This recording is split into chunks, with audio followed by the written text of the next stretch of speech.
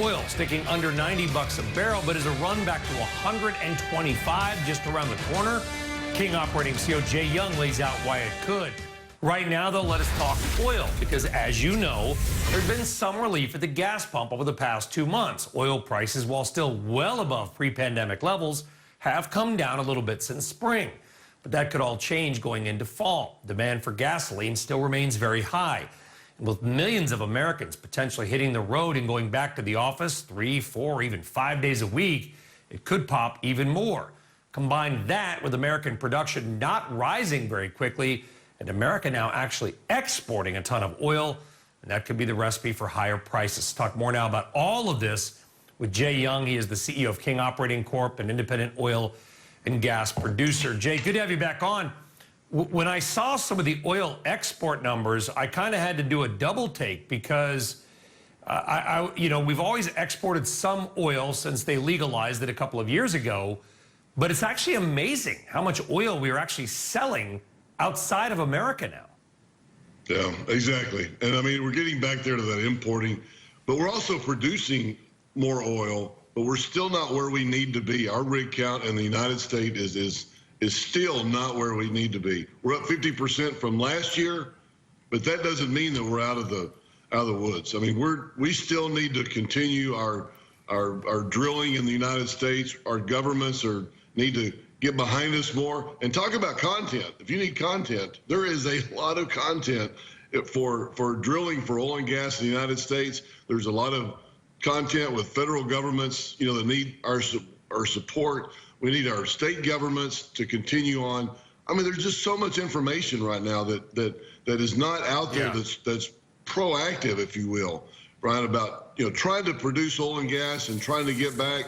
And two, I mean, even though we are drilling for oil and gas now, we've got to keep up with the inventory. We've got to drill like 2,000 wells a year in the Permian Basin to keep at our production, because once the drilling stops or if it levels off, we need to continue drilling because wells do decrease in production. I don't think people understand. Even though we're back to drilling and we look like we're there, I mean, demand could just kill us right now. If our demand goes up a lot, well, there's a lot necessary.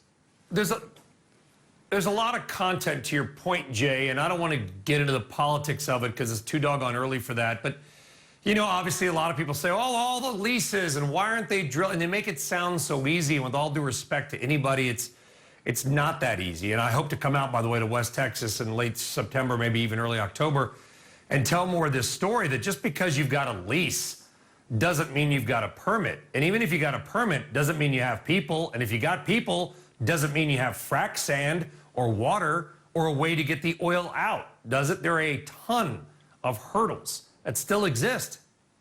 Still is, yeah, exactly, Brian. And when you talk about the type of money that's needed, hundreds of millions, billions of dollars that is needed to drill for oil and gas. You need the people, and I've always said there's 4 reasons why we're not producing. I mean, it's number one, federal governments, that are keeping us from drilling. There's state governments that keep us from getting permits. I mean, we're getting permits in Wyoming, trying to. It's harder in Wyoming and Colorado compared to Texas, Oklahoma, and Kansas. I got a permit in Texas not long ago. It takes me about a week. In Wyoming, it takes 2-3 months. But also the public companies. There's still a lot of people on public companies that are on the boards, and they're saying, we don't want you to drill for oil and gas. We want you to give those profits back to us. We're not putting that. I mean, there's like record profits last quarter, 31 billion by the top 3. And all of a sudden, are they back to drilling? No. And that's what normally happens in a situation like this when you have, companies making so much money in the oil and gas business. They put that money back to work to drilling, and then all of a sudden your supply comes back. That's what normally happens in a cycle. This is an anomaly where we're not seeing that. We're seeing quite opposite, where companies are putting money back into buying more stock. They're doing shares to dividends to investors instead of doing what they normally do, which is, drill for oil and gas. So the capital is a couple years ago, the industry was effectively being, the industry is effectively being told to wind down it's over, and now people are wondering why they're not producing more oil. You know, it doesn't seem that hard to figure it out. A lot of people leaving the industry because they're feeling, well, if my industry is dead and being told to go away, I better find a new job in something else. That's maybe a longer-term issue. In the short term, Jay, what do you see happening with oil prices? I see it going back to $100 a barrel, $120 a barrel. I mean, we're not seeing the supply that we need that'll meet the demand. When our demand starts going up, we've had a couple of, inflationary periods. We've had some China COVID issues.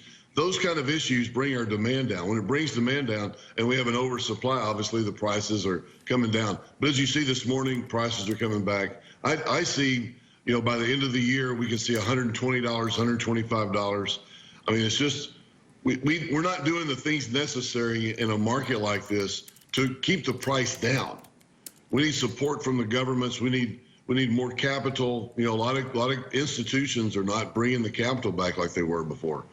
So we need that money. We need support. We need all the things necessary so we can continue drilling for oil in the United States, because it does take supply. And like I mentioned, we're an anomaly. Yeah. Normally in a cycle, you see this and where people start drilling for oil and oversupply the demand, and prices will come down. But you're not seeing it this time, Brian. So we're in for some higher oil prices, which will affect everything, because gasoline obviously does affect, everything from people going out to restaurants to everything that's transported by cars and trucks.